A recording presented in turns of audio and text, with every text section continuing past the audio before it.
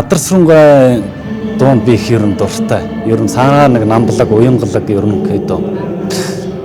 Тиймэрхүү л одоо хэмжээний дуучин болох яг мөрөөдөж явах байсан байх. Малаа хариулж яваал одоо сайхан мөр төмөн дээр одоо мацгэл одоо тэрэн дээр одоо ингээл дуулаа сайхан малынхаа цахад сайхан дуулаад энэ төр бас бахархалтай шүү дээ. Ер нь сая гоё дуулаад явж байгаа.